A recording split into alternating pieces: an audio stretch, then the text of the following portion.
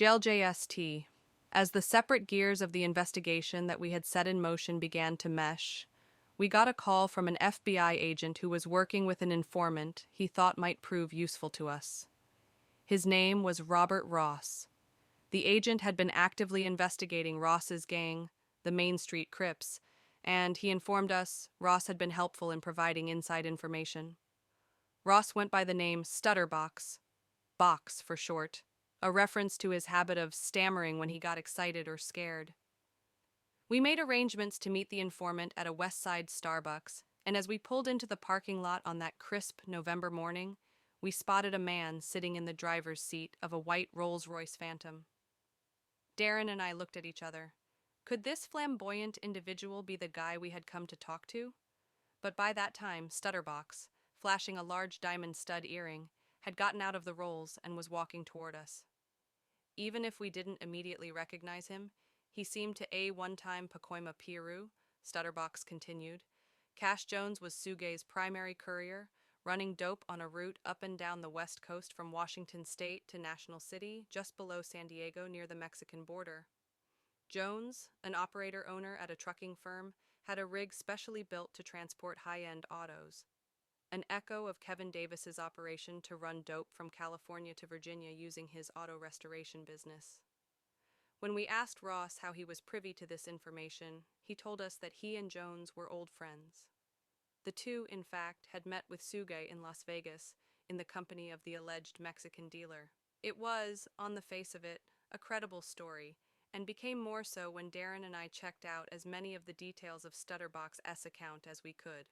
Although Cash Jones had a relatively slim rap sheet, a few juvenile offenses were all we could find, he had indeed been associated with the Pacoima Piru.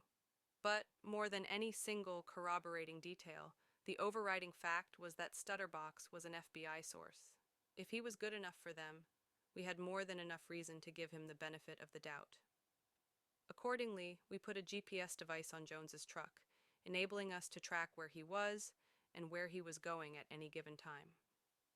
But he discovered the unit after an impromptu brake inspection at a highway rest stop. Alarmed at the strange black box stuck up under his chassis, he threw it into a field and notified the local police that someone had planted a bee. It was beginning to look like any of those scenarios, singly or in combination, might be true. In the weeks that followed, as we struggled to make sense of the strange new dimensions the case had taken, the investigation seemed at times to be collapsing in on itself, the same information repeating in different situations and circumstances until it became impossible to know what was real and what was a fantasy formulated by Studdabox. The situation reached an extreme when I flew to Adanta to talk to another informant who claimed to have information on the Main Street Crips. I almost had to laugh when he told me that Studdabox had been a hitman for Eric Zip Martin. The sense of unreality was subsequently ratcheted up when Studdabox himself came to us with another news flash. He had it on good authority that Dwayne Keffy D. Davis was personally planning to rob one of the principals in the George Torres case I had investigated nearly 10 years earlier. Before we could find the answer, Ross upped the ante when he became the unlikely victim of a kidnapping and robbery, an incredible plot twist in an already improbable story. According to his account, he had been abducted from his Rolls while on the streets of West Hollywood by members of his own gang, the Main Street Crips, supposedly acting on orders of their much-feared leader, Liddell Del Dog Rolls.